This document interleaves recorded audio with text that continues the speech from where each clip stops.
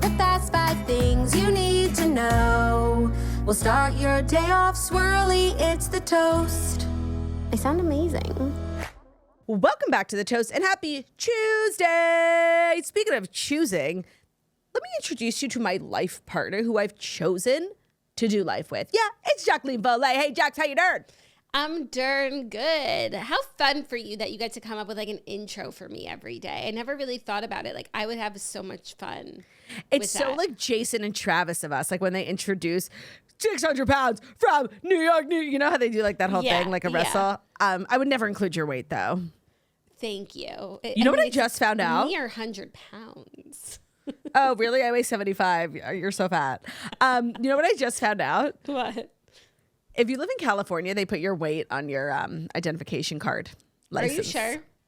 That doesn't sound like the truth. You know what? Not even because like it's so. But my friend Margot told me, and she's like smart. Not even because like we're so precious does your about license our weight. Have your weight on it? Question mark. But your weight changes every day, week to week, month to month. Like that's irrelevant. Of course, it has to.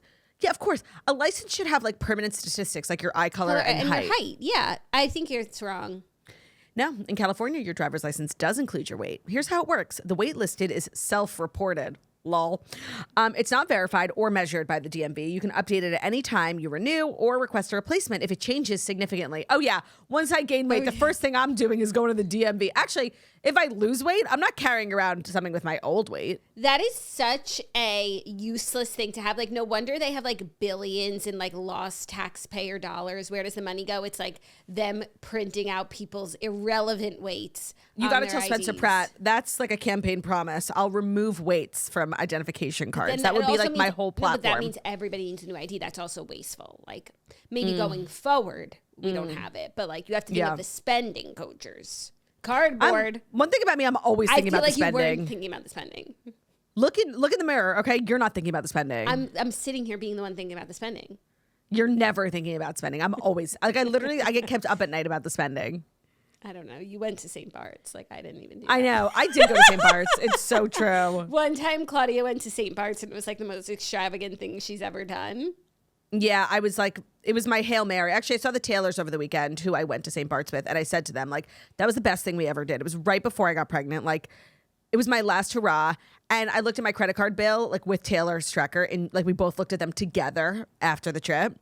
And hers was double mine. So, like, I don't even feel bad. Yeah, but I just like to, like, hold that over your head when you, like, claim to be cheap. Stones, when you throw stones. No, because I'm not cheap. Like, I have multiple Birkins. You know, that's not, cheap people don't do that. Mm-hmm. I'm just a fiscally responsible person. Like, I don't think that's crazy. Yeah. Yeah. Getting emotional just talking about this. You are? I did something crazy last night. Oh, God.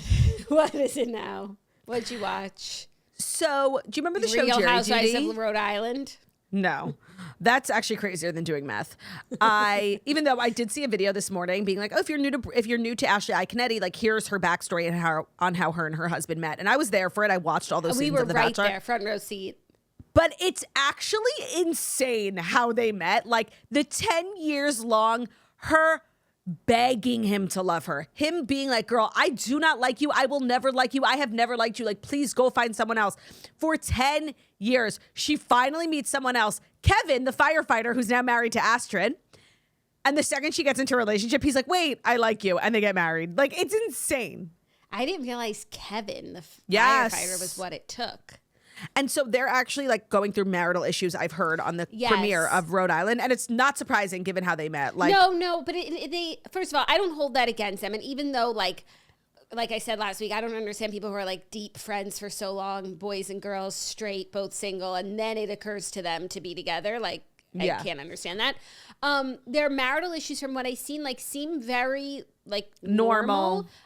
He is struggling in his profession. He owns a coffee shop that he started as like, you know, like a celebrity coffee shop, and he works really hard at it. I saw scene. I saw the same clip. Trying to have a conversation. He just like is calling out orders and like matcha latte. Yeah, he's like can't stop moving to like save his coffee shop. And because he's like not having professional success, like it makes him feel kind of like a zero, and he just isn't bringing to the relationship. Like, and it's really on him because she's not mad at him about it. But then like, you know, all of the breadwinning is on her. And like, I think it's like very normal stuff. Well, it's going to get worse because she's about to make more money as a housewife. But maybe it will be good for their coffee shop and everyone can see how hard he works and how much dedication he puts into every bean. So I did something crazy last night. Do you remember the show Jerry Duty? That guy Ronald, like they did the whole prank. Yeah. So they did a second season, and I have been hearing some things. I won't say I heard a lot, but like me and Ben were looking for something new. We liked it last time, and so they've changed the premise. It's called Jury Duty Presents, not Couples Retreat, Company Retreat. So it's about this really sweet guy named Anthony who he's a temp, and he gets a temping job at this like small hot sauce company. It's like a family-owned business, and they're filming it very much like The Office. It's like parody. And when he got the job, he found out that like their big annual company retreat is coming up, and he's going to be the assistant for the guy who runs the retreat. The retreat is like this thing they all wait for every year. It's like such a big deal. And this year they're like bringing a documentary crew to like, film the retreat. And it is so not believable. Like, it's like almost slapstick comedy. It's so stupid. Like, on the first episode, the guy who he's like temping for proposes to this girl who is also at the company, and she's like, we're not even dating. And like, he thought they were dating. Like, it's so stupid. And they're all they're all in on it except for they're all the temp. professional actors. They go to the retreat. The people working at the retreat are actors. It's like this big elaborate thing. And I just want to say it's bad. It's bad. Like the jury duty thing was so incredible. It was such a feat in pranking. It was such a feat in television making. This whole courtroom was wired, like completely fake. It was brilliant. Like, and I just wish they just let it be. You know what I mean? They would never have just let it be, but they couldn't achieve it again. And now in hindsight, I'm like, seriously, what's the point? What's the point? Well, just to like, the point was to make TV, and also that guy Ronald became a star. Like, I didn't have this sort of existential feeling. Extreme trust issues now everywhere he goes. Yes. I also felt when I was watching this guy, Anthony is so sweet, right? And I was like, well, this is actually mean. Like, yeah, it's stupid and there's no purpose. It doesn't sound remotely entitled. Like, I remember Jerry Duty. I watched a few episodes. Haha, cool that you did that. Yes, exactly. Cool that you did that. This, like, cool that you did that. Don't do it again. I just feel like no one's going to tell you that you need to know that the show is bad. Do not watch it. And it also has commercials because it's like that Amazon freebie thing. Like, I'm out. Freebie. Out. Because one thing I'm cardboard Koji, but I do not skirt on those premium subscriptions. I just cancel them when I no longer need them. I did have to just resubscribe to Apple Plus because Your Friends and Neighbors is out, although one episode. What are you doing? Oh, I'll wait. John Hamm is everywhere. He's on Watch Happens Live. I keep watching. He did this big video with Harper's Bazaar. Like, he's press. Mm-hmm. And it worked. It worked on me. Oh, yeah, your new show is out. Let me go get Apple Plus. And only one episode. Like, I'm literally about to start canceling the subscription between episodes. Like, that's insane. Not to make their day, but they should have like a resubscription fee so that it actually becomes more financially burdensome for you to cancel and resubscribe. Why would you say that? Because I'm a businesswoman. You know, it ain't your business. I'm just a little. Fine. Should we put that on Patreon? I kind of love that. No, don't. Why? Like, we're not going Patreon to. Offers that. We're not going to because we don't like mess with the Patreon price plan. But like, kind of brilliant. Kind of brilliant. Oh, update from yesterday. My car was not towed. Good. There wasn't even a ticket. So that's how I know, like, the Lord was on my side yesterday. And I actually, later in the day, ended up getting a manicure. And I sat down with my headphones in and I listened to The Toast because it's such a good podcast. And I could sense, like, I was very tense. Like, it was sort of like a ball of tension. It was radiating through the screen. Today, I am free. I am relaxed. I am unclenched. What do you want to do? What do you want to talk about? Well, everyone will be so excited because Dear Toasters. Yeah, it's going to be a Nalafi, so just lock in. Yeah, it should be a Nalafi if things go to plan. But let me ask you something. Like, did you really park in the middle of the street after all? Yeah. Next time you had to take a picture of the park in hindsight, because now I'm just really like, nutty. You probably just parked. No, it wasn't even a spot. I wish we had a picture.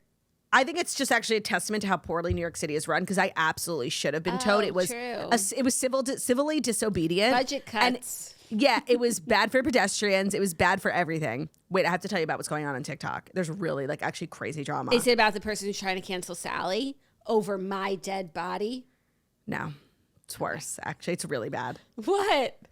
So you know Noah Beck, right? Yes. Oh, his sister? Yeah. Wait, tell me the story. I saw a headline, but I was just like, I felt uncomfortable. And I've been seeing headlines like circulating, and then this morning I always put my TikTok like I have my Octobuddy like stuck to the mirror, and I scroll TikTok. It's how I like actually do research before the show. Today I learned about the astronauts going to space. Did you see they named that bright spot on the moon after that guy's wife, Carol? Ugh, I want to kill myself. Like, so cute. So I learned about things, and then I come and bring them up on the shows. So I got stuck in like a Hailey Beck algorithm today, and you guys, it's really fucking bad. So what did she do? So literally she was just arrested. Her house was searched because she was having an inappropriate relationship with a student. Right. That's what it was. And so she's a teacher in, I think, Arizona, where they're from. How old is she? That's a really good question. It's And then like how old is the student? Like not to like just to set the scene. she's 27. Okay.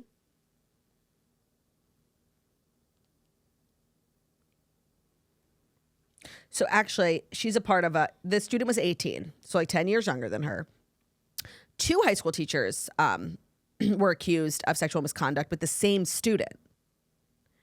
And one of them was Hailey Beck, sister of famed TikToker and Baywatch star, all roads lead back to Baywatch, Noah Beck. That's really crazy. So what's crazy is that there was this girl on TikTok, so literally as I'm blowing out my hair this morning, she was reading the text messages because all of this is coming out in the deposition. And first of all, the text messages are insane.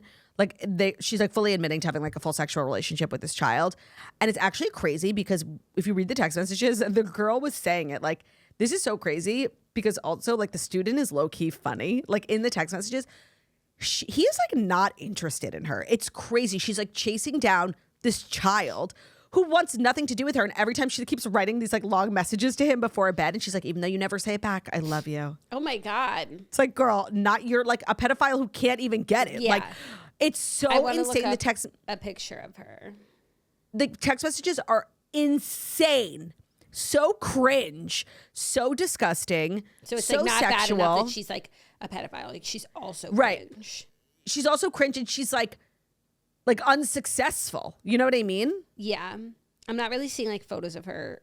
Oh, really? I've seen 1,000 of her. Oh, okay. Google Hailey Noah Beck. Noah Beck's I sister. feel bad for Noah Beck. Like everyone's like, no, are you going to speak out? Like seriously, leave him alone. Yeah. Imagine finding out your sister's a pedophile. Like that's Oh my insane. God. That's really crazy. I'm looking like she just. And I Looks like believe a that they're regular close. girl. She just looks like a regular girl. She literally like looks like someone's sister. Yeah. It's you a believe crazy that they're story. Close? Oh my God. I think that they are. He goes home a lot. Like he's always making TikToks with his family. I think that they are close.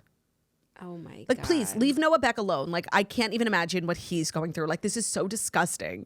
Over 4,000 text messages. And they're all her. She's like, I cried myself to bed last night thinking of you. And he was like, you're weird. Can you pick me up from the airport, please? Like, he literally will write to her, like, you are weird. You are gross. Like, I kind of am obsessed with the student just based on his disposition in the text messages. You're obsessed with him? Oh, God. Sorry. It's Sorry. giving Hailey Beck. Stop. That's actually not funny. I'm having like a toxic relationship with my fan today. Like when it comes on, I'm too cold. When I turn it off, I'm so hot. Oh, I'm sorry. Such is life, you know? Well, yeah, that's really crazy and like fucked up. No, it's so fucked up. Damn. So that's what I learned on my morning scroll. And I also learned about the astronauts who are currently orbiting like the closest to the moon anybody's ever gotten. And it's like it's like a big deal and it's like very emotional. Yeah. Are they landing on the moon? Is that the plan? No, I believe that they're orbiting it, like taking pics of things that have never been seen, like landmarks on the moon. And they found this crater that like comes off as a bright spot when you look at the moon. And because they're the first to have discovered it, they're naming it after one of the astronauts' deceased wife who died of cancer. Her name is Carol. So it's called the Carol. They got to the moon pretty quickly, don't you find? It's just been a couple of days. Yeah. What's the machine called? Artemis? Is that what it's called? Yeah. Yeah. Sounds like a homeware brand. Artemis, Art House. And Our House. That's what I was thinking. I also am confused. Like, whose is this? You know? I think because I haven't NASA? heard. I feel like it's giving NASA because I haven't really heard like Elon or anyone like else talking about it. Zuck or who's the other one? Richard Branson. And I believe the hashtag for the journey is hashtag NASA Moon Crew. Oh, they're like obviously are having a branding issue and have decided to put their whole, NASA into this particular rocket ship. Okay, slay. I mean, NASA is the OG. Yeah. I feel like they kind of got eclipsed from, branding and just so sure, like slay. Yeah. I also think, always goes back to funding. One of my favorite episodes of Young Sheldon is when young Sheldon in like the 80s claims that he's figured out like how to go to space. It's like a simple math equation that NASA hasn't figured out. So he makes his dad drive him to like the NASA headquarters. He bangs outside the door and the guy's like, I'll take a look. And he gives him his composition notebook. And that guy never took a look. And then they fast forward 20 years later when they do accomplish the feat of whatever it is, like orbiting the moon or which is landing. sending a rocket to space and then having it land. They used to just fall into the water and that was it. But now and break, and it was like billions of dollars worth of equipment just in the garbage. Them. Yeah. Right. And I watched that documentary actually on Netflix. It's an amazing documentary about the first time Elon sent a rocket to space that safely landed back. Yeah. But they had an episode of Sheldon where 20 years in the future, actually Elon had stolen the composition notebook that Sheldon wrote. And it was like he stole Sheldon's idea. And Elon's actually in the episode. Yeah. It's very, very funny. It is. It really is. Oh, funny stuff. Young Sheldon, that was a good time. The best. Our Young Sheldon era. I love that show. Yeah. I just love that show. I could actually talk about it all day. I watched it when I was so pregnant with Charlie, and I remember we were like living in New York, and the couch that we were like living on was so uncomfortable, and like it sort of like ruined the show for me. I just remember like the feeling of like, can't get comfy. Of course. So I had to stop watching. But maybe I'm ready now. He's like 2.5. Maybe I'm ready.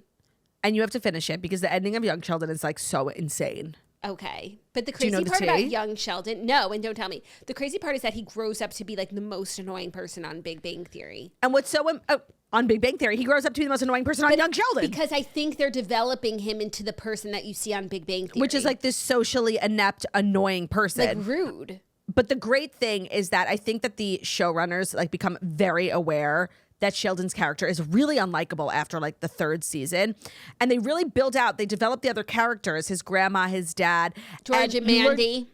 You learn to love the others so much that Sheldon's barely in the show towards the end. Well, it's cute on a kid, right? To be like smart and precocious. It's the Bran Stark effect because then the actor goes through puberty and it's like not cute or funny anymore. No, but it's also like then you have like this teenager who's always like telling being you rude. You're stupid. Like, it's cute when a kid does it.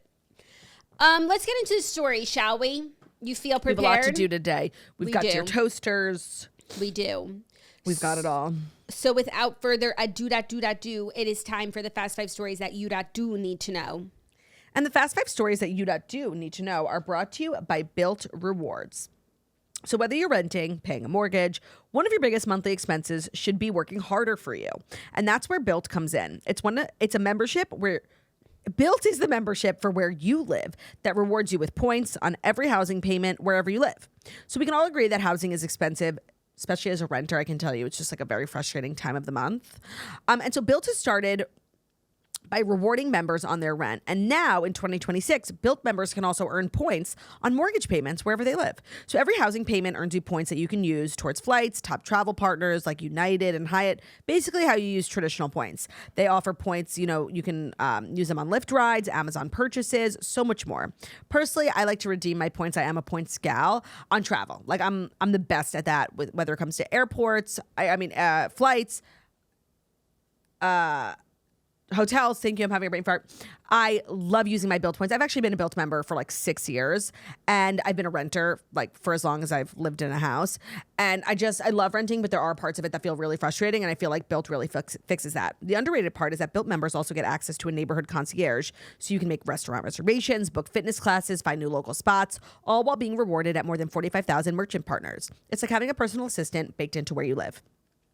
Join the Built membership for where you live at joinbuilt.com/toast. That's joinbilt.com/toast. And make sure to use that link so they know that we sent you.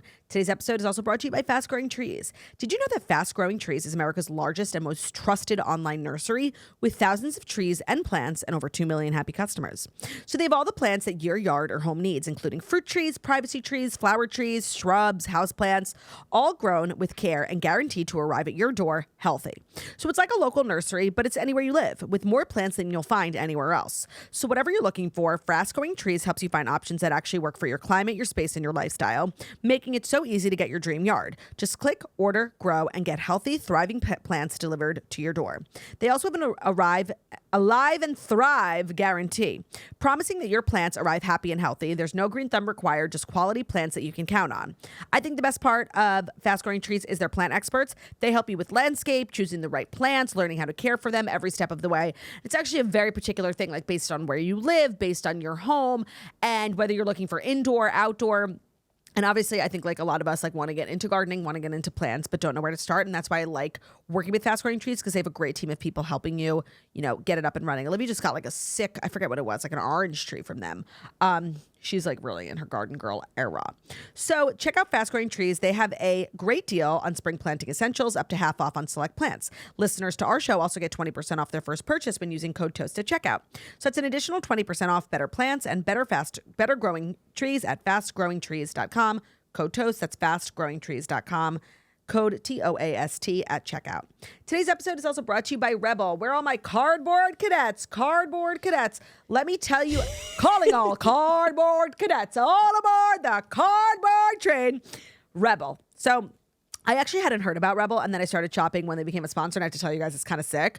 So basically, if you want to save up to 70% off on your favorite brands for babies, for home, for wellness, for your kitchen, check out FromRebel.com. I didn't know like that you could get car seats, strollers, like from the best brands for a huge discount at Rebel. Discounts are insane. They have every brand. I think the baby category is nuts. You can get a Doona. You can get like the craziest baby gear, anything that you need if you're shopping for new baby stuff, like stroller, car seat. Go to Rebel first because they have the best prices. I just got a bunch of glassware from them. Remember I was complaining I didn't like my glasses? Yes, Do you remember I was saying that? And I found amazing glasses on Rebel. I spent about $50 there, and I have beautiful things now.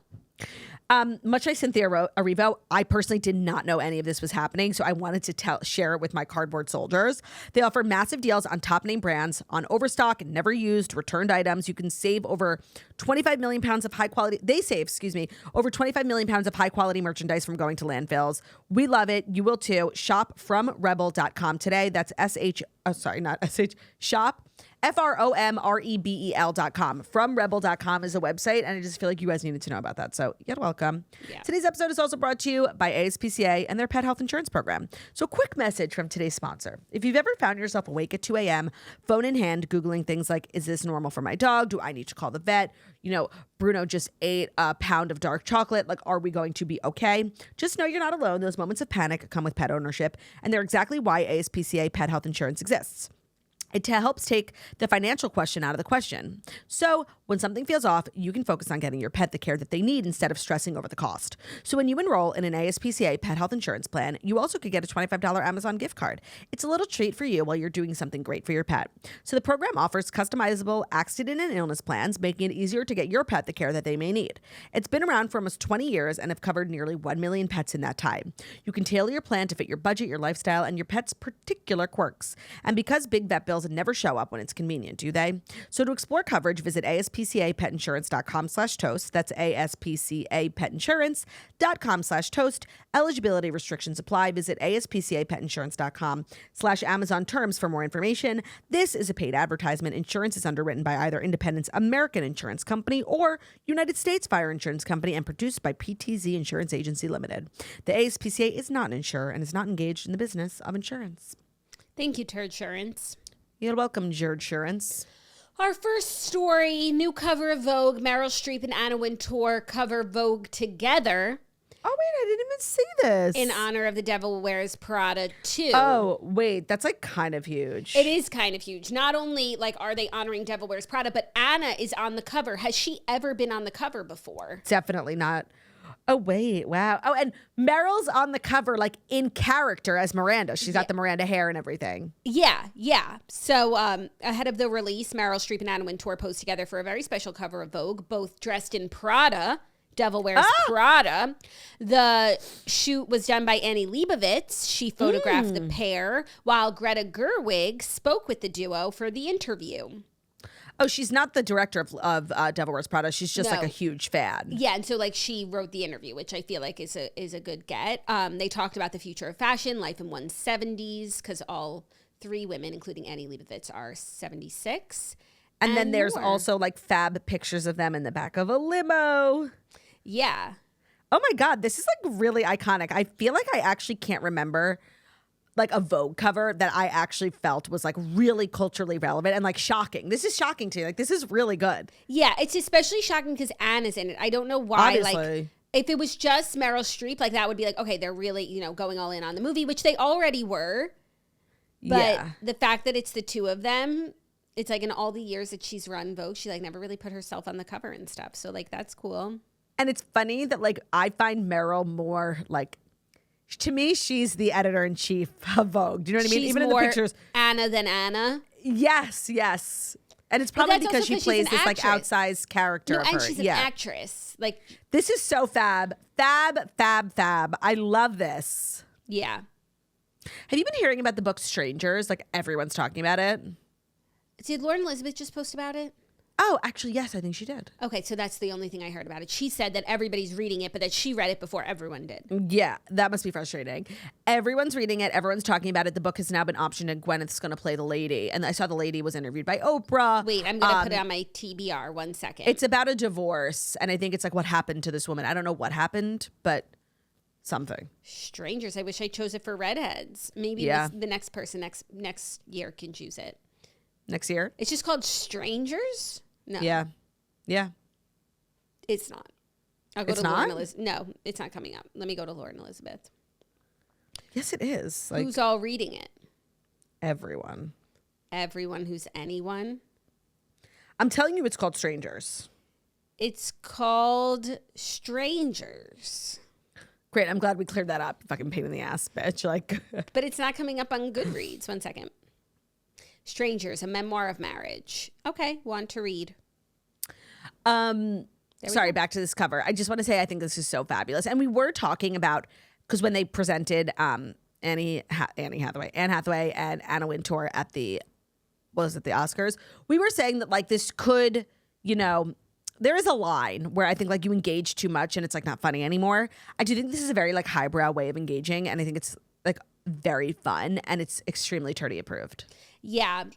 They were also talking about how for the first movie, they really couldn't get like any wardrobe, or they had a hard time like dressing Yeah. Miranda because no designers wanted to work with them because they didn't want to piss off Anna. They were afraid. So it is like a little losery to do such an about face, like because the first movie was like You're saying on Anna's part. yeah, to go from like completely like shunning this movie, blacklisting it, like were they even invited to the Met Gala, to then for Right. the second one to not just like give it your stamp of approval, but to be so involved. She's probably in the movie, by the way. Yeah, for sure. To be I agree. so involved because it was like amazing and cool, and like you didn't have the foresight to like see that beforehand. Like it's just touch of loser. Yeah, I also think that when the movie was coming out, she was probably in hell. Like, that assistant, it's based on a book, right? Yeah. So this former assistant of her like wrote this like tell-all memoir, Yeah, it's a nightmare. fictionalized. It's a nightmare. And then the book gets optioned, right? And Anne Hathaway and Meryl Streep, like, I'm sure this was like a 5-year-long nightmare for Anna Wintour. And she obviously didn't realize that it would end up kind of becoming a legacy thing for her. Her not engaging with it, I also think was better because it made us all believe that it was probably based in truth.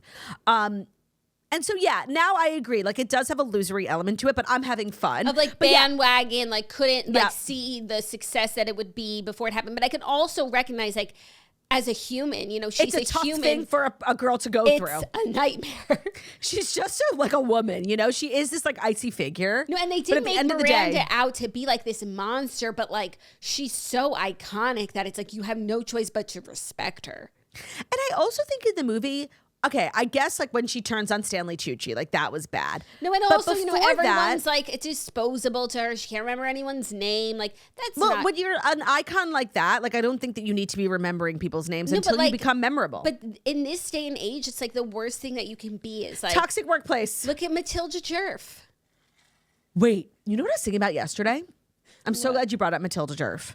Because when we talk about cancel culture, we talk about how like everybody pretty much bounces back more often than not bigger, right? Yeah. But I was thinking, because I ended up weirdly, I sent you a picture. I was on Chrissy Teigen's Instagram.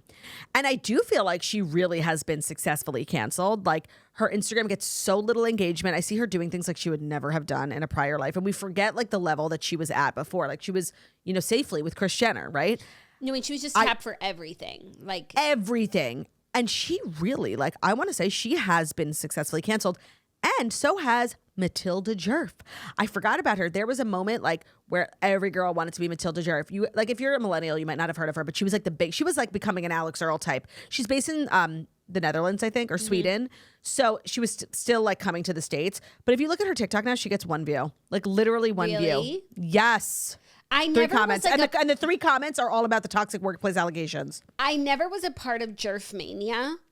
Me neither. So I can't like say that it was louder then and quieter now. I really don't know. I just like I would see her from time to time, and then she was like a horrible boss, and I don't really know what's happened now. And if it's her brand Djerf Avenue, which like was becoming the biggest thing, 3 likes. Like they really, and the comments are just like all still about the toxic workplace. It's just interesting how like I don't feel like going through a scandal really ever affects someone negatively. All in all, it is, unless like you killed someone, it is just like a part of the journey.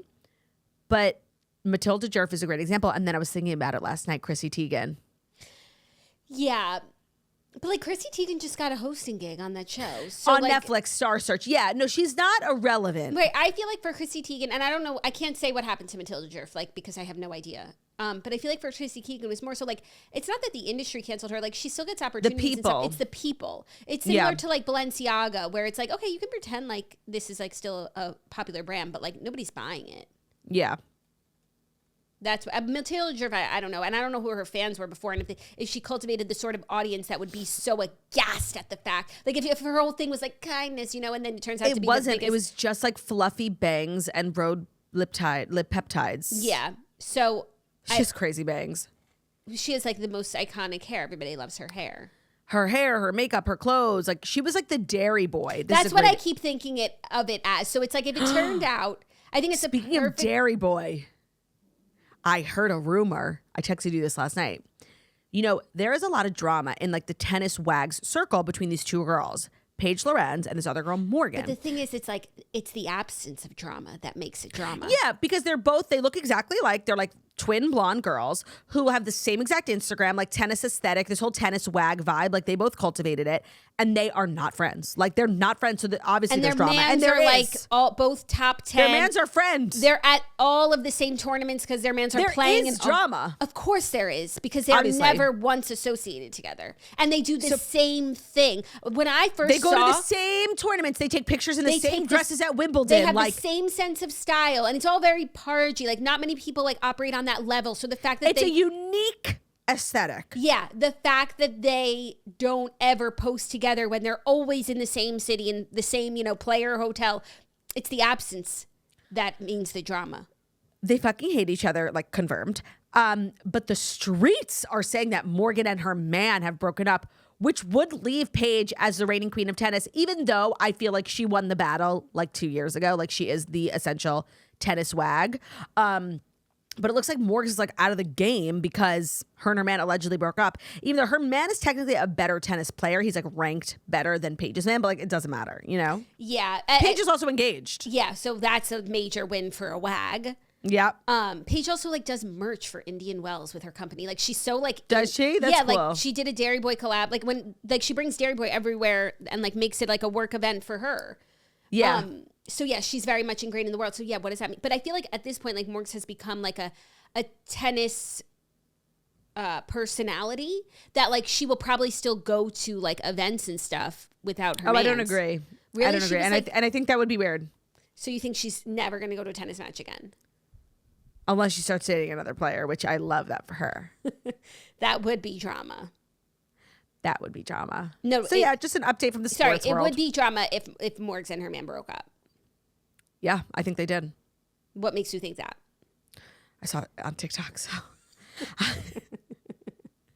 But anyways, Matilda Djerf would be like, yeah, if Paige Lorenz turned out to be like a horrible boss. But like, that's why I'm surprised, because it's like, say that came out. Oh, she's toxic workplace. Like, okay, so don't work there.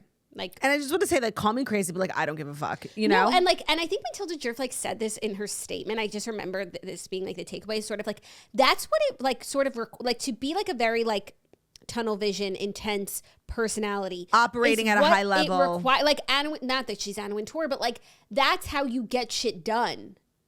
And I just want to say, whatever she did probably wasn't even that bad. And like, if it was like a boy, no one would care. So please.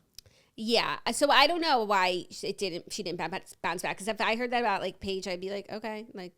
No, Matilda Djerf like was a successful cancellation. There's just a few people. Shout out in the comments. Who else do you feel like has been truly successfully canceled? Because for the most part, everyone bounces back. And in hindsight, you realize it was kind of like a good thing for your brand, you know? No, unless you were accused of like rape or murder. Right. I'm not talking about like things with like criminal allegations. I'm talking about, oh, I ran into her in the street once and she was mean, you know? Yeah, classic. Even that Danielle Bernstein. Well, they can't keep her down. They cannot keep her down. And I just want to say, we didn't talk about it because it was over the holidays, but she called off her engagement. And I just want to say, I love this arc for her, where she's sort of like the Evelyn Hugo of the digital world. I think that's actually a great niche for her, and I need her to keep getting engaged and calling off her engagements. But wasn't this her first engagement? Yeah, but she's like a serial monogamous girl. She like is. she's had like 5 or 6 really long-term relationships, and it's Yeah. always will they, won't they, will they, won't they? And then she did. And now I think she needs to get married and divorced, you know? I think this is actually great for her in terms of her image, like bounce back. Well, I was saying she needs to go and call her daddy. She needs to go and call her daddy. Like, because I feel like nobody knows like what happened. Everyone's talking about it. It was like the biggest deal. She's like doesn't do podcasting that much. Like there are so many rumors, like both online and like, in New York, everyone was talking about it. She needs to go on. I'm sorry, she's deeply interesting. Yeah. That would have been good. I wonder why. I wonder if like if it was even in the anyone thought of it. I get the sense that Danielle actually really does not want to talk about it. Just based on like following her and stuff. I used to be really good friends with her. I barely know her, so I'm just like saying this is like true culture commentary. I just get the sense like her content, she moved on real quick. Like she's not doing like quote cards, you know? Right. There hasn't been a single quote card.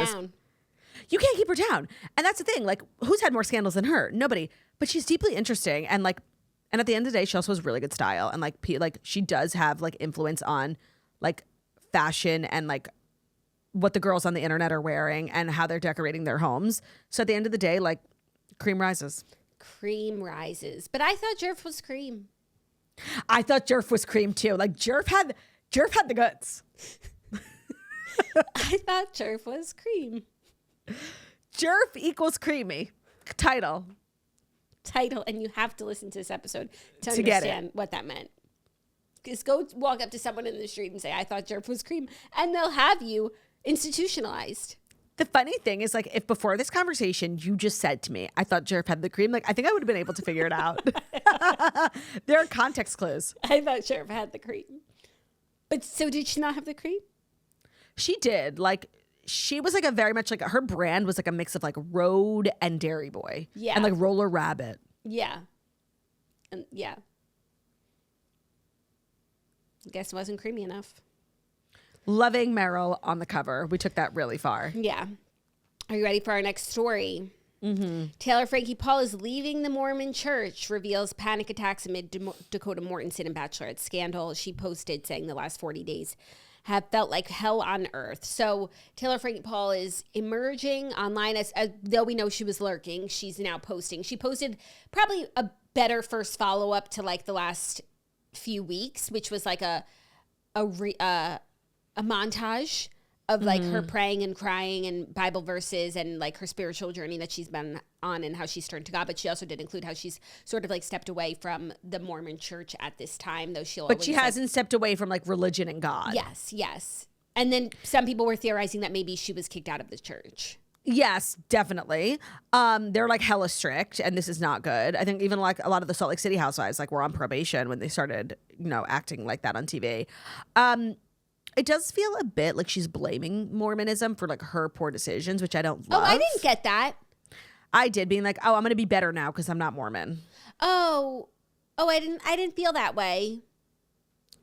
I've also just like lost a lot of my like Patience. care. Oh, care. Yeah. Because I do believe she's like a deeply wounded individual through circumstances that like were not her own. Like maybe she didn't make good decisions, but like at the end of the day, like she didn't protect her kids. Yeah. And so I really want good for her, but like I'm sort of laying her to rest. And like when you're healed and doing better, like sure, come find me. But I really don't want to get on the roller coaster again. You know, she's kind of erratic, not to use Kyle Richards' words against her. Yeah. It's just sad. I mean, we've all moved on to West Mandival. We really have. Like, this is so old. But like, this was the craziest thing that ever happened. And if I'm Taylor Frankie Paul and I'm praying, I'm also like thanking the Lord for Amanda Batula's bad decisions, right? Like, how much longer would the Salamau thing? We were still in the thick of it when Scamandival, you know, West Mandival. I can never say the fucking name right. Because the thing is, Jackie, I know like you have branded it West Mandival, but like the internet is calling it Scamanda. That doesn't work. They can call it Scamandal if they want. Scamandival. Scamandal. It's a scandal of Amanda. A scamandal. But you can't call it Scamanda because that sounds like she's a fraudster.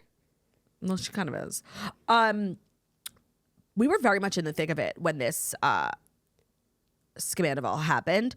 So I think a lot of the other Mormon wives like are annoyed that their light has been stolen. Like I think Jesse's definitely annoyed and she's like bending over backwards with Marciano and then like also making, did you see she like posted made a video TikTok, like how being like, I'm making bad decisions, this is hard. Like sure, whatever. I think a lot of the girls were like, you know, benefiting from the scandal. But now it's Summerhouse's turn.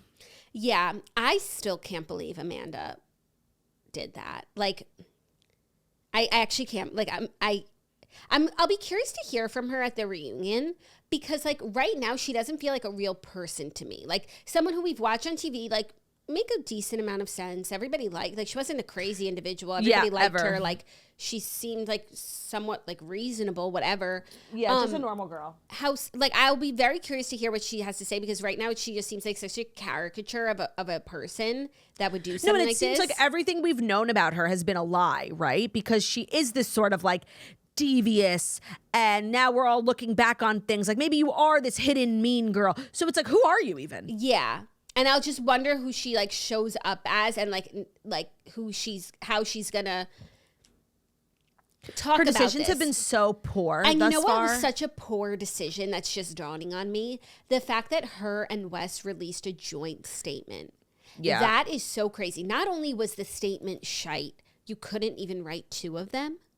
And as far as I know, they had no prior communication with Sierra. Like she read the statement and that's why she broke down on the street. She wasn't breaking down because it was the first time, you know, she heard about them as a couple. Seriously, what sort of crazy, stupid lunatic puts out that statement before you've spoken to the person that you heard about it? Like, how stupid do you have to be? I'm in disbelief. That's why I actually want to hear from her because I'm still holding space that a person is not that stupid. Not only that, what kind of person puts out like a joint statement, literally burns their whole life to the ground, friendships, relationships, reputation, without knowing for sure that the guy is not seeing other people? No, that's why, like, Claudia, I'm telling you, I'm there's an element of unbelievability because it's so unbelievable. And so I'm like waiting. I'm not just like because I maybe I'm in denial, but I just don't believe that someone could be so stupid, short-sighted, self-destructive, and self-indulgent. Yeah. I really just don't. So that's why I need the reunion. I'm very curious what the numbers will be. How many people watched the Scandival reunion? How many viewers did the Vanderpump Rules reunion have during the Scandival scandal? Scandival scandal. They did not know Scandival. Scandoval. Because I think this will probably have more. Or, I don't know. No. Scandival was so big. I don't think this will have more.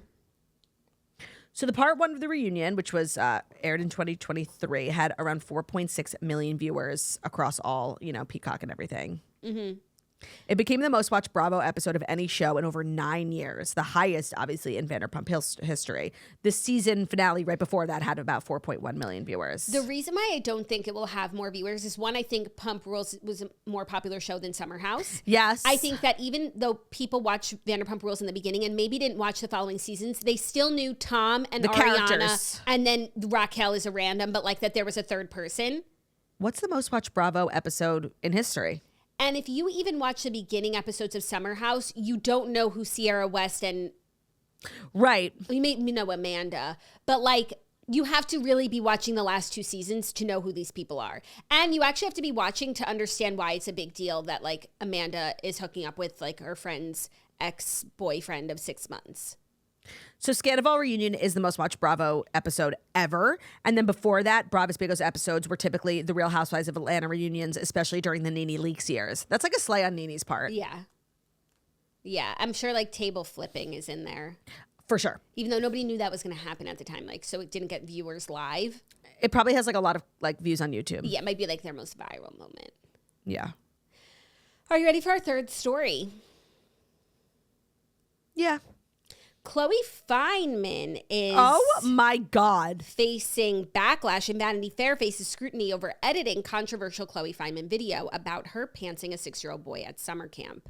So Chloe Fineman and her SNL co-stars like did some video for Vanity Fair, and she wound up telling a story about how she got fired from working at a summer like, what camp. job has you ever been fired for? And she was like, summer camp. Summer They're camp. like, what happened? As a teenager, she said that she had like pantsed one of the campers. And the video that Vanity Fair put out, she like tells the story, and they cut out like a lot of the cast members' reactions and details from the story. Some of the like really cringy details.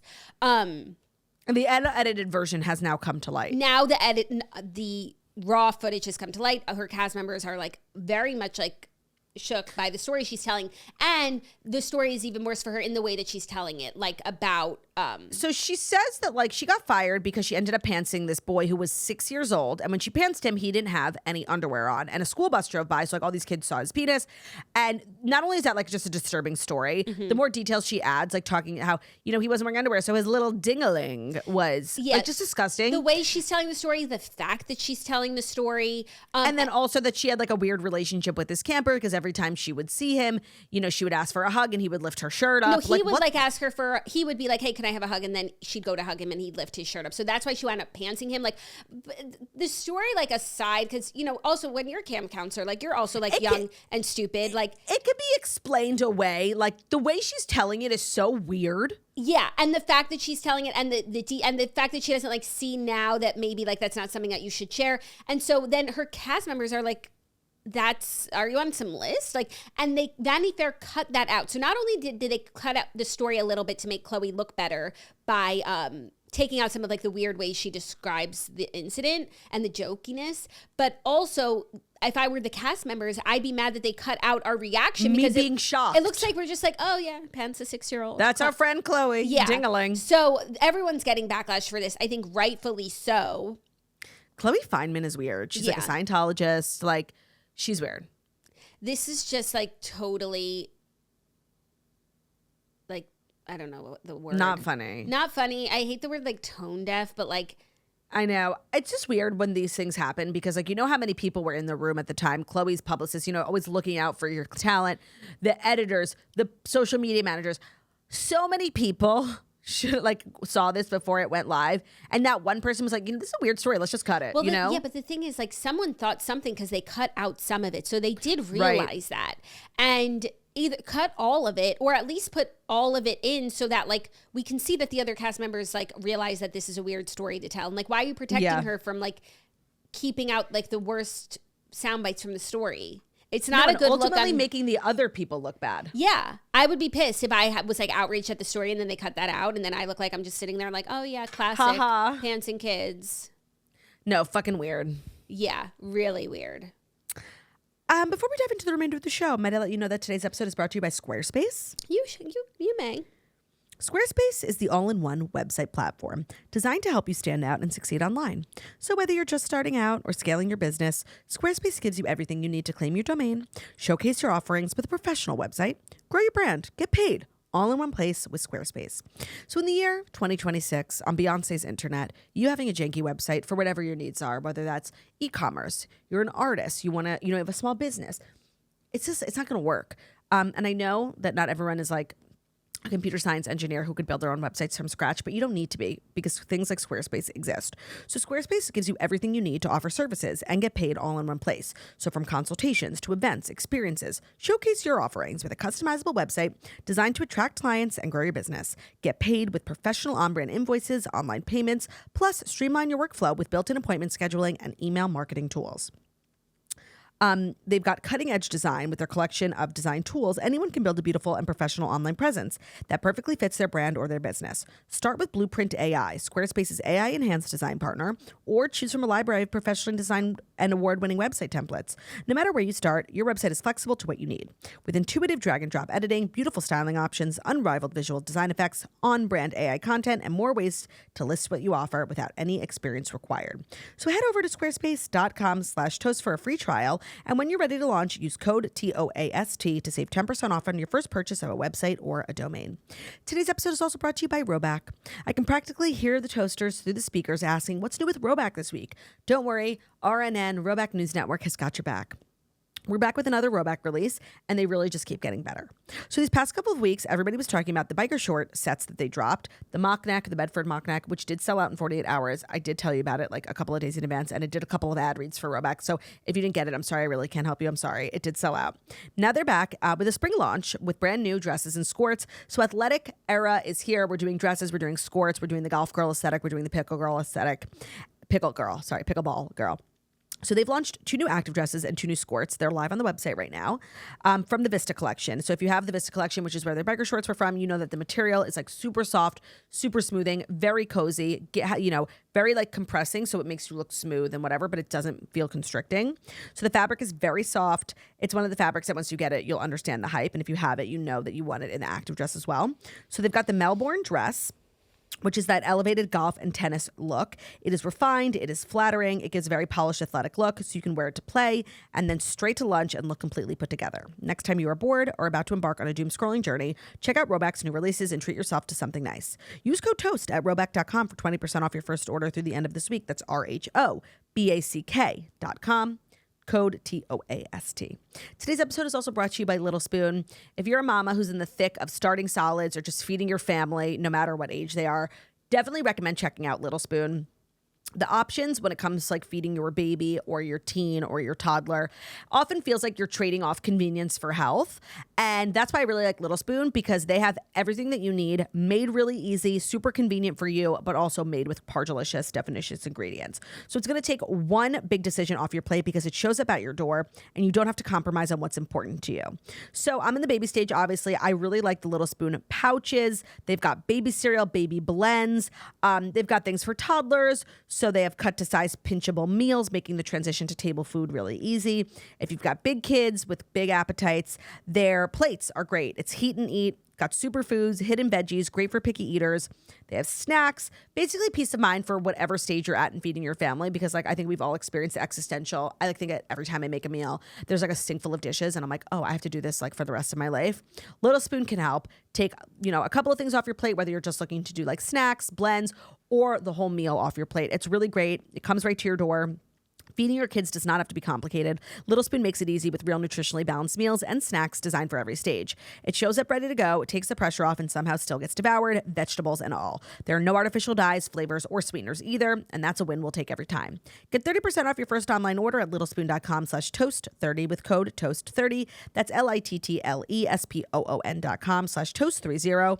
Code TOAST30 for 30% off your first order. Today's episode is also brought to you by Ollie. 91% of dog parents say that their dog is an important member of their family, and 40% say that it even saved their dog over a human stranger. So it's safe to say that people are obsessed with their dogs, and if anybody understands being dog obsessed, it's today's sponsor, Ollie. They are relentless about delivering the best food and experience for you and your dog, plus they give you a way to check in on their health. So the food that comes from Ollie is fresh recipes delivered by real chefs and backed by vet nutritionists. They're obsessed with making the best meals with the highest quality ingredients. So they've got a great experience, like it's very tailored end to end. From the moment you start your subscription, everything is tailored to your pup. The meals are perfectly portioned. You're getting a special pup tainer, a scoop for easy storing and serving. And they offer health check-ins. You don't just get food through their app. You can actually check in on your dog's health with real vets just by uploading a picture. Their team can check in on the weight, the digestion, teeth, coat, because they are obsessed with making sure your dog is as healthy as can be, giving them long years poo-poo. Get ready for both you and your pup to be obsessed with Ollie. Head to ollie.com/toast to tell them about your dog and use code TOAST to get 60% off your welcome kit when you subscribe today. Plus, they offer an obsession guarantee. If you're not completely obsessed, you'll get your money back. That's Ollie, OLLIE.com/toast. Enter code TOAST to get 60% off your first box. Ollie, feed the obsession. I'll feed the turt session if that's okay. That definitely works for me. Our next story, Hailey Bieber is teasing a new Rhode launch alongside her husband, Justin Body Rock, ahead of his new... I want to see your body rock. What you got? A billion could have never bought. That's definitely Justin Bieber's best song. Beauty and the Beat, 100,000%. It's just unfortunate that he can never sing it because he got to Minaj keep an part, eye out for Selena. She just sort of like made it, it's a time capsule for sure, but she made it unplayable in the Bieber household. That must be hard for Hailey. They should put out a remix and change it. Yeah, I get like a new, like you could have Nicki come back and do a new verse or like a different rapper that Justin's friends with, like something. Got to keep an eye out for Hailey. Yeah, that was definitely like. But like Selena, like that has been so core to who I am. Yeah. I think that's why I say with everything. And it was definitely a feat in music, like songwriting, you know? Yeah, it's like, oh, Selena doesn't rhyme, but Selena does. I think that it definitely changed the course of like history, and she should be put in the Songwriting Hall of Fame for just that one thing. It changed the course of my life. Sabrina, Taylor. But I got to keep an eye out for Selena. Anyways, I want to feel your body rock. Hailey and Justin are launching like a Bieber. and you got to keep an eye out for Selena. They're launching a collab. The launching collab for Rhode seems to be pimple patches. Rhode X the Biebers. Seems like a natural next step for Hailey's skincare brand. No? Yeah. Oh, okay. I thought you were going to disagree. No, I was going to ask you a question. And Justin is like known for leaving the house, like paparazzi'd in his star pimple patches. So, Yeah. I love it. What are your thoughts on people leaving the house in pimple patches? Like they're, a lipstick.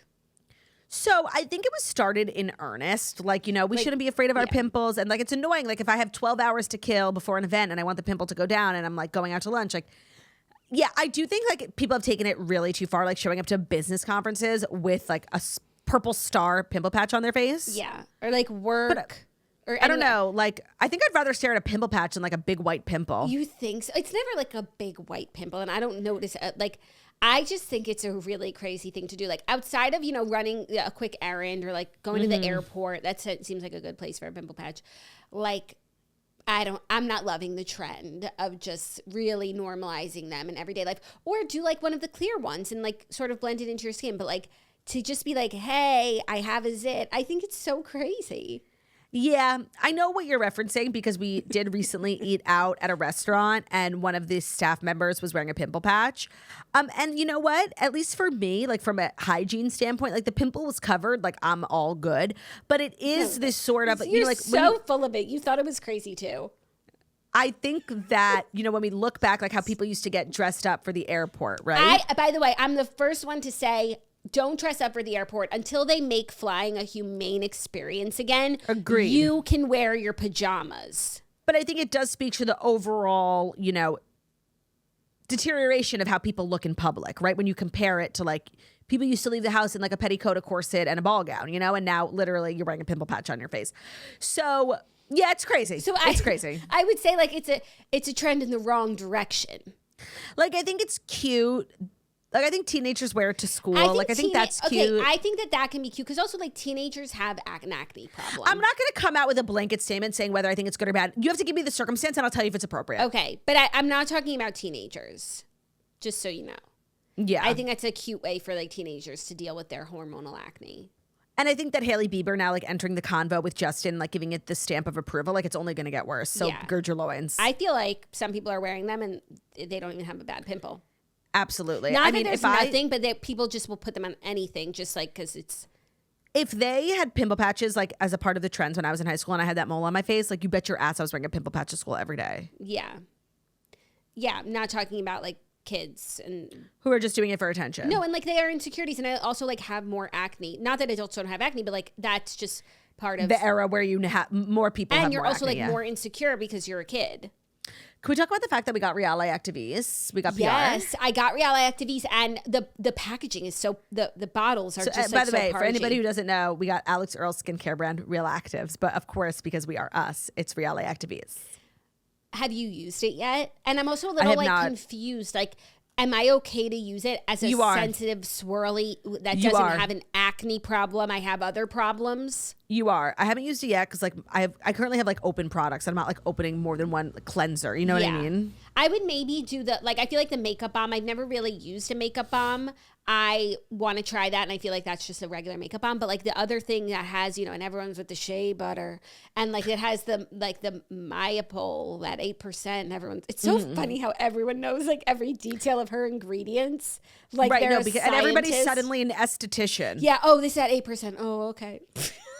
Yeah, I will use it like the next time I need a new cleansing balm, but I'm currently using a pack of Neutrogena, and that's just the phase that I'm at, and I don't want to hear it. I'm at a fucking disposable wipe phase, period. If that makes me like a forever millennial, I don't care. What are you guys doing? What are you, washcloths abound? So I, for like 3 years, switched to cotton pads and micellar water, not for the environment, because cotton pads are also now like, it's a disposable cotton pad. But I felt like it was a more effective way of getting my my makeup off. And I do stand by like the Garnier micellar water and a cotton pad like is the best way to get your makeup off, especially if you wear like a waterproof mascara. But like it's 2 products, a pack of makeup wipes. I buy, a pack of 5 and I'm set for a year. The makeup wipes, like they leave me wanting nothing. Yeah. Like I have no issue with them. And I know they're bad, like ingredient, like I know, but I don't care. I accidentally buy the fragrance ones and those stink. Purple? No, even blue. Some of them are fragrance. Purple is a different fragrance. That's like a nighttime one. I kind of like the purple. And then I'm like walking around. I'm like, who's in my house? I'm like, oh, it's my face. Yeah. Who's this stunk in my house? I like the purple. Oh, that's crazy. Sometimes I get like a little crazy, yeah. And what about the teal? Not the blue. You ever do the No. Ew, no. Never teal.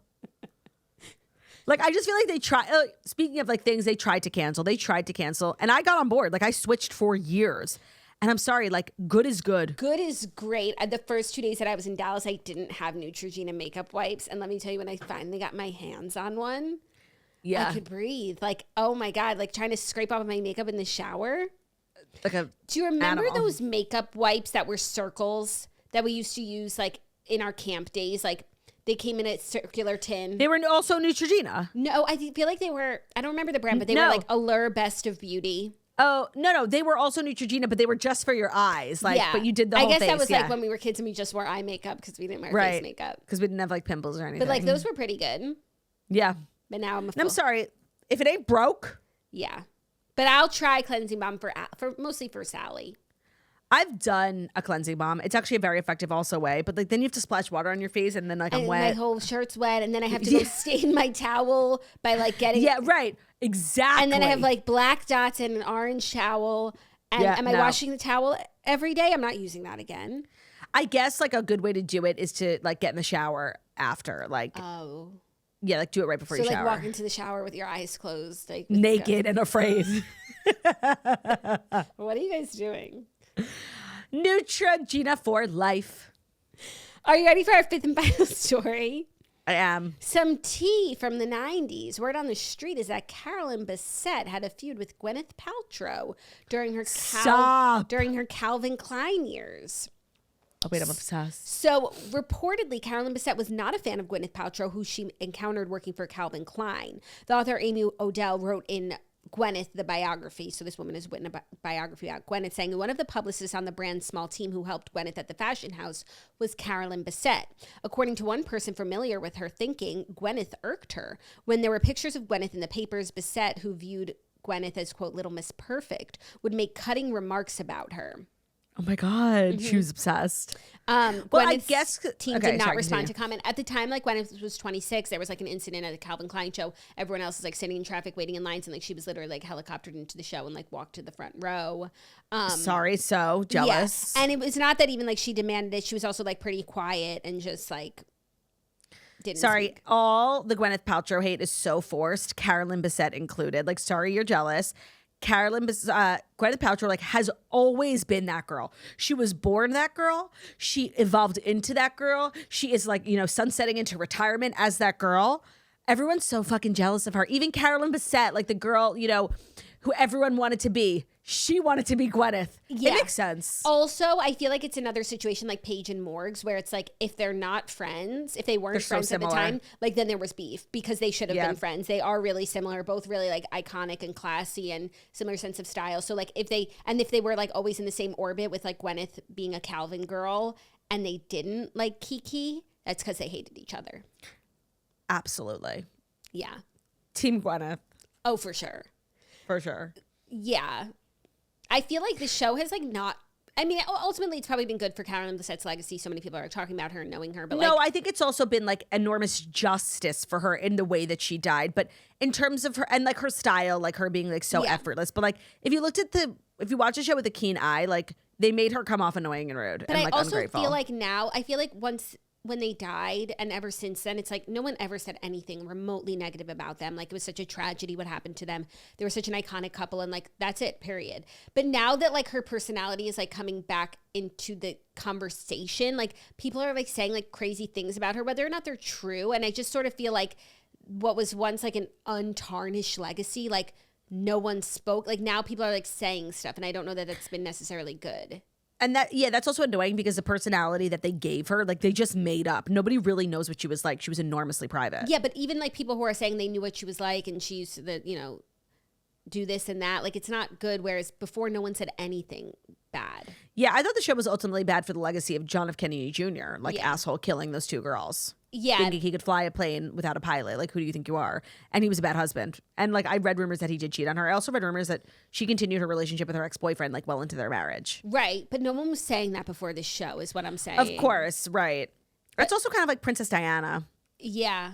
Until The Crown, like, I feel like her legacy was untouchable. But The Crown, like, there's some weird stuff in there. And like people like whisper about it before, just like in terms of her. But like, you couldn't say it. You couldn't say because like who would it's tragedy. dare say tragedy left behind two young boys. Like, period. Then taking a deeper look at her personal life in The Crown, it was like, well, I don't think this person was necessarily like sound of mind. Yeah. Well, those are stories. I want to say something. That you don't want to do Dear Toasters, so you want to push it to tomorrow? I do want to do Dear Toasters. We should do it tomorrow, but because like the episode's Claudia, long and I want to get it up. I'm always with you, but we have to do it today or else like Obviously, no, I would never. I have to I would sleep never. with one eye open. Welcome to Dear Toasters, our usual weekly advice segment where Jackie and I try to help out our community. You guys always show up for us, streaming, getting us in the charts. We want to give back. This is a philanthropic segment. We want to help out our girls in need. So if you ever wanted advice from us, write to us, deartoasters@gmail.com, or head to our website, thetoastpodcast.com, to get a little advice from us. Write in about relationships, work stuff, drama in your Bachelorette group, whatever. Ready? Yep. These are the ones I chose for last week, so I don't really remember them. That's good though. You'll be surprised. That's always fun. Oh, okay, this was weird. My sister, who's 31, mentioned to me that her husband, who's also 31, has been getting on her nerves. She mentions that he constantly hawks up a loogie in her house, to which I responded, that's really gross, but it got worse. She said he'll spit it right after into the dirty clothes bin because, as he says, it'll all get washed after. Please, for the love of God, tell me that this is diabolical and grounds for divorce. Thanks. Love you. Bye. That's diabolical. Now, here's the thing. Like, I guess he's like not wrong. All in all, like, it's not unhygienic. It's just so fucking weird. Fucking crazy. It's kind of like, I guess, like putting a dirty diaper in like the kitchen garbage. Like it's going to get taken out later. No, Claudia, this is different. Who thinks like that? Like I just think that's actually a crazy way for someone's brain to work. Yeah, there's so many places. I don't have a problem with the act, I guess. No, but no, I do. There are so many places you could spit. It's like disrespectful to like spit on your things when there's plenty. And like the dirty clothes bin is like in the corner of the room in the bathroom. Like first of all, if you're in the bathroom, spit in the sink, spit in the toilet. Sink, toilet, shower. So I feel like he's going out of his way because if you're in the kitchen, where is he spitting? Like spit in the sink, spit in the trash. What you're walking and like, up are to you the room? then gonna go like spit if you're in your, you have to hock a loogie and you're putting the kid to bed? Are you putting it in your kid's hamper? Like, then they have like a literal diaper pail right next to it. I have so many questions as to how we got here. I just feel like all in all, it's a personality flaw because I feel like he's doing it for Agreed. attention. Like, hey, look Agreed. at me, and yeah, it all goes. So what? Put all your meal in a blender; it all goes to the same place, right? Put in a feeding tube while you're at it. Like, I just think he's trying to be cool and like irreverent, and it's really nasty. Yeah, not to make this a bigger deal than it is, but he sounds just like an awful person. Yeah, and you might want to check that. And there's actually something a little queer about. No, I'm kidding. He's a spitter. Okay. Hey, Jackson Turd. Girly swirlies, I have a dilemma. For context, my husband has epilepsy and I'm a very, very heavy sleeper. So a couple of nights ago, I randomly woke up in the middle of the night because the bed was shaking like an earthquake. I was very disoriented and my first thought was, oh my God, my husband's having a seizure in his sleep. I look over, he's completely wrapped in the blanket, like fully cocooned, with a lot of movement going on underneath. At this point, I get into full emergency panic mode, so I yank the covers off of him as fast as I can to help him, and I find out that he's very much not having a seizure. He's on his phone watching adult content on mute, and let's just say he was very close to crossing the finish line of a solo activity he absolutely thought I was asleep for. He jumps up and looks completely shocked. He screams, I screamed, and then we both just roll over and go back to sleep. No words, nothing at all. The issue is it's been days we've not acknowledged it at all, not even a joke. It's like it never happened, except I think about it constantly and I can't stop laughing to myself. Do I bring it up? Do I pretend it never happened? Please help. Sincerely, a woman who thought she was saving her husband's life. Bring it up because you can't stop thinking about it. And like, that's your husband. You should be able to talk to him about whatever. And it's like, just bring it up and have a laugh and move on. Yeah, not to make like obviously a bigger deal out of it. Like it's probable that he like just couldn't sleep and like maybe it was gay porn. No, that's not what I was gonna say. But good question. What type of porn was it? Like was he watching in secret? Was he watching in secret because it was like bad porn? No, but he wasn't watching in secret. He was watching right next to you. Was it ethically sourced? He was watching right next to you. No, of course. What I was going to say was, though, like, was he hiding to see if like a porn problem? That's like the only thing where this could be bad. Other than that, if he just like needed to go to sleep and couldn't fall asleep and just needed to blow off some steam, like, fine. I think a lot of people do that. But I need to know if this is like a porn problem. No. But I guess if it was a real porn problem, he wouldn't be doing it right next to you. And I think you can just bring like it talk up. It's to him funny. And be like, not talking about it makes it weird. Right, of course. You could just be like, by the way, I legit thought you were having a seizure the other night. Like that was just so crazy. LOL. Just being like, wait, I totally forgot until right now, like that crazy thing that happened. You screaming and him screaming does remind me of the time that Ben walked in on me on the toilet in the pitch black. And like it was in the middle of the night and I screamed at the top of my lungs. And then he screamed. And it happened twice. One time when I was pregnant and I really hurt my knee because I fell. I literally was like, it took my breath away. I collapsed. You guys should get like little lights, you know. We did actually in the other apartment where the first one happened, but I just didn't put it on. How is our new bathroom laid out? There's a window actually in the new bathroom and it's very bright, so he wouldn't be able to scare me. Okay, that's good. You guys like can't be trusted to live together. It's so true. So to the girl, like definitely bring it up because now you have like a weird secret in your marriage, and like the secret is what makes it weird. That's what makes it weird. Situation is just funny. It is. Hey girlies, am I overreacting? I went out to dinner the other night with a girl, so my husband was in charge of doing baby, evening, and bedtime routine. Feeding dinner, which is basically bottle, bath, bed. I'm pretty particular about the schedule and routine, so I typically do bedtime on a normal night, so my husband honestly doesn't do it that much, which I'm fine with because I like doing the cuddles. That being said, my baby is sleep trained and she goes to sleep on her own pretty easily these days. While I was out to dinner, I saw on the monitor that she was having more issues than normal. I thought it was nothing until she woke up crying again at 3 a.m., which she really doesn't do that much anymore.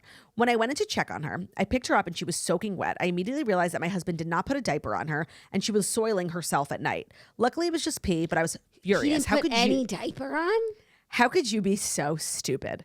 Am I overreacting? Was this just overlooked after bath time and a mistake on his part? Or am I valid in thinking he's absolutely ridiculous and he obviously needs to do more on his end with the baby?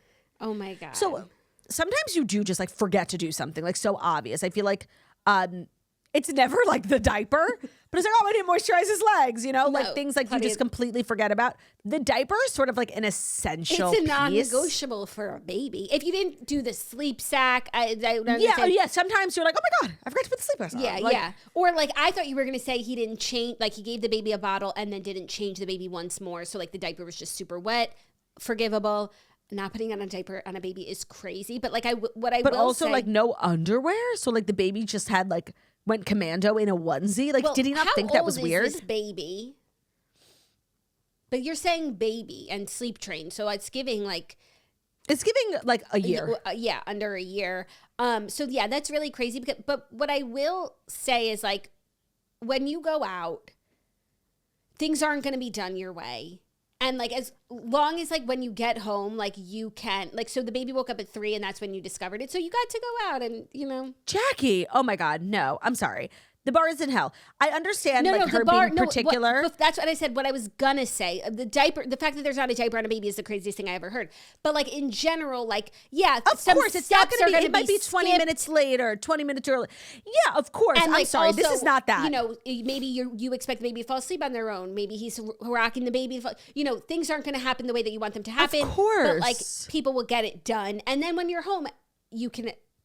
No, this is negligent. But this insane. Man does not spend enough time with his baby. That's really insane. A diaper on a baby. That's kind of like the only thing. I can't imagine a person who has spent 5 minutes with a baby getting him changed or her changed and putting the baby naked into a onesie like feels normal. Like that's insane. That's a real lack of experience. Yeah. You know what it sounds like? It sounds like you got to start going out more. Like he needs some more solo training. Yeah. I guess it's like if he can just remember the diaper, like everything else is okay, you know? No. Because I'm trying to think if there's anything else, aside from like feeding the child, anything else that like literally you have to do. Like you don't have to do the sleep sack. Right. No, the food and the diaper is essential. Yeah. I guess they have to be. He's not an essential worker. They have to be wearing pajamas.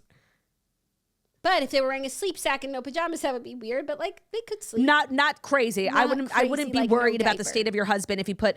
Sometimes when like it's warm outside, I'll like put Ruby in just an undershirt and a sleep sack. The lights have to be off. Yeah, see, look at what we're saying now. Like the bar has been lowered so sufficiently that we're worried about him turning off. Actually, the other night, so in Ruby's room, when you walk in, there's like a hallway and then the room. Okay. And there's 2 light switches, one for the room and one for the hallway.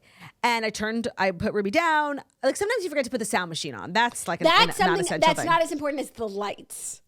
So I put Ruby down. I turned the light off in his room, and he took like 20 minutes to fall asleep. And he was so tired. I'm like, I wonder why. Like maybe he was having like belly issues or whatever. And then like 10 minutes later, I realized I forgot the bottle. So I went back into the room to grab the bottle so I could wash it. He was fully asleep. And I realized I left the hall light on. And I was like, it was like something so, I was like, but not an essential. But it was basically like having a big nightlight on. Yeah. Not an essential. But so I would say diaper there are only a couple things that are super essential. So you need to go out more. You need to reiterate to him. For sleep. Yeah. Yeah, that's really messed up. This is bad. You need to make him feel sufficiently bad about it for sure. Yeah, you're also not overreacting. And I get that you're like a control freak, but like at a certain stage, like when a baby's, he can and should be left alone with his father. Yeah. Yeah. Because we skipped last week, and I do have like one remaining quick little funny one. That's obviously that's about us. It's about us. Okay. Hey, Swirlies. Recently, my husband has been getting more into my interests to show that he cares, and he has started becoming obsessed with the toast. He now listens on his own and is using words like pargy, and he calls me a swirly. At first, I adored it. Such queenie behavior, I thought. But it's become an ick now, and I even hear him saying it with his guy friends. Is my husband, don't make you say it, gay? So I know that we do have some few straight male listeners. But straight male listeners who didn't come here like with their wives and girlfriends? No. A lot of them got here. They were dropped off by a wag. Right. And like, do they go then in their own car and listen? No, they like don't mind when the wife puts it on. I don't know that this is the case, but I feel like if you grew up in a house with like a lot of sisters and like loud women, you might find comfort in this show. Like if you live across the country from I'm just like hypothesizing. No, and also if you do want to connect like with your partner, and this is what they're interested in, this is how they speak, like it's a nice gesture, like to have some. Is there something inherently gay about being interested in pop culture? I think so. Oh, interesting. But it's like when our husbands watch Housewives with us. With us. Right. But like say you found Ben. If I came home.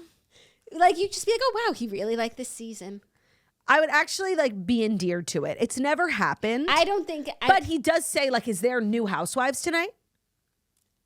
Is that so gay? that we could watch it together? Is that gay? I don't think that's gay. Right. I don't think your husband is gay. I think he just like is a really good husband. And I'm sorry that we're actually like so amazing. And you think infectious. You think that this is something for the girls, like on the surface it is, but there's no reason why like a straight man who loves his wife like wouldn't enjoy this. Like our husbands would love this show. And I think a lot of men like genuinely in their belief, they're not misogynist at all, but they really believe that like girls cannot be funny. And so even sometimes I'll find people being like, oh, like when I do meet and greets and stuff, the husband's like, I actually listened, like it was actually funny. Like, so the fact that this guy like has no, what's the word I'm looking for? Like, Bias. Preconceived notion. No, it's like a dumber word than that. Like, whatever. Sure, let's say biases. He sounds like an amazing guy.